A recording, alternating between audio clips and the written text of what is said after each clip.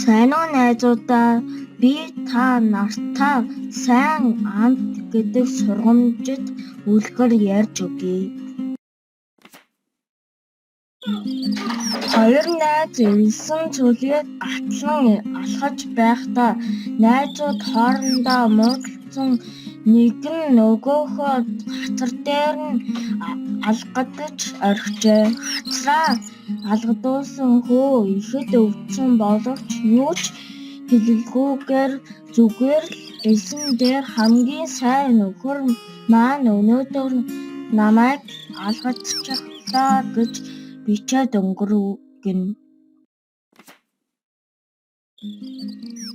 Тэд цааш алхаж байгаад баян бүртдээ таарч тэндээ түр сэрүүцэн усанд орцгохоор болж тэгтэл хацраа алгадуулсан хүү тэр орчмын намагт зоогдон доошоо сорогдож эхлэхийг үзээд нөгөө найз нь сандран хурч ирээд найзаагаа татаж гаргав гэв.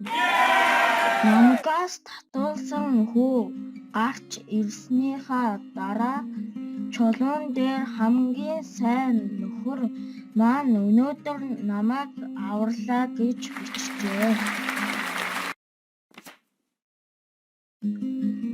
Найзаагаа алгадсан бас аварсан хүү ихэд гайхсан нөгөө нөхрөөсөө чамайг өвдгсөний дараа чи миний тухайн элсэн дээр бичсэн тэгтэл сая чулуун дээр бичлээ. Энэ юуны учир билээ гэж асуухад нөгөө найз нь инээмсэглэн хэн нэгэн биднийг өвдгсөн бол элсэн дээр бичвэл өшөөлийн салхи түүнийг дорхноо хийсгээд арилжих нь харин хэн нэгэн бидэнд сайн зүйл хийсэн бол чулуун дээр сүйтгэхэд ямар ч хэлхэн арилгахгүй шүү дээ хэмээн хариулав.